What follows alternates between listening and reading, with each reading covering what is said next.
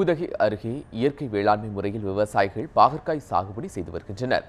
இதில் அதிக வருவாய் கிடைப்பதாகவும் விவசாயிகள் தெரிவிக்கின்றனர். அது குறித்த ஒரு செய்தி தொகுப்பை இப்போது பார்க்கலாம்.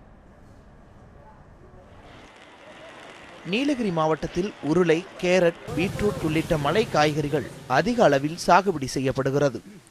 குறிப்பாக உதகை மற்றும் அதனை சுற்றியுள்ள கிராமங்களில் மலை காய்கறிகள் ஆயிரக்கணக்கான ஏக்கர் பரப்பளவில் சாகுபடி செய்யப்பட்டு வருகிறது. தற்போது சாகுபடி செய்யப்படும் மலை காய்கறிகளுக்கு விவசாயிகள் அதிக அளவில் பூச்சிக்கொல்லி மருந்துகளை பயன்படுத்தும் நிலை ஏற்பட்டுள்ளது.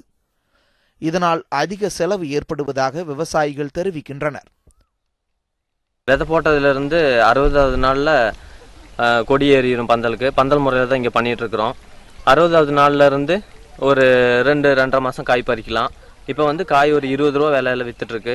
ஓணம் வரப்போகுது, அதை எதிர்பார்த்துட்ருக்கோம். இன்னும் விலை கூடுறதுக்கான வாய்ப்பு இருக்குது. ஃபுல்லாக இயற்கை முறையில் தான் பண்ணிகிட்டு இருக்கிறோம். நல்ல விளைச்சல் இருக்குது.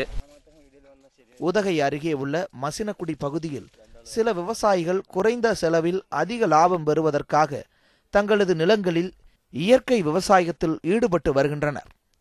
குறிப்பாக வாழைத்தோட்டம் கிராமத்தில் உள்ள விவசாயிகள் முதற்கட்டமாக பாகற்காய் பந்தல் அமைத்து இயற்கை வேளாண்மை முறையில் பயிரிட்டுள்ளனர். நிலத்தில் விதை போட்டு 60 நாட்களில் பாகற்காய் செடியானது நன்றாக வளர்ந்து காய்களை காய்க்க தொடங்குவதாக விவசாயிகள் கூறுகின்றனர். கேரளா மற்றும் தமிழ்நாடு, கர்நாடகா இந்த பகுதிக்கெல்லாம் அனுப்பப்பட்டு இருக்கிறது. நாங்கள் பூச்சி மருந்துன்றது எல்லாமே இயற்கை வகையாக தான் நாங்கள் பண்ணிட்டு இருக்கிறோம். அப்புறம் இதுக்கு பஞ்சகாவியா, அப்புறம் ஜீவாமிர்தம் இந்த மாதிரியான இயற்கை உரங்களை தான் நாங்கள் அதிகமாக பயன்படுத்திட்டு இருக்கிறோம். பாகற்காய் செடிகளுக்கு எந்தவித பூச்சிக்கொல்லி மருந்துகளும் தெளிப்பதில்லை. மேலும் நோய் தாக்கினாலும் பசுமாட்டின் பஞ்சகாவியம் போன்ற இயற்கை மருந்துகளை பயன்படுத்தி கட்டுப்படுத்தி வருகின்றனர் விவசாயிகள். சொட்டு நீர் பாசனம் மூலம் தண்ணீர் பாய்ச்சி வருவதால் பாகற்காய் அமோக விளைச்சல் கண்டுள்ளதாக விவசாயிகள் மகிழ்ச்சி தெரிவித்துள்ளனர். இங்குள்ள விவசாயிகள் இயற்கை வேளாண்மை முறையில் மற்ற காய்கறிகளையும் சாகுபடி செய்ய முயற்சி மேற்கொண்டு வருகின்றனர்.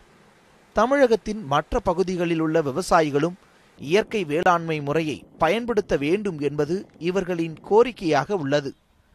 சிவசாமி, நியூஸ் 7 தமிழ், உதகை.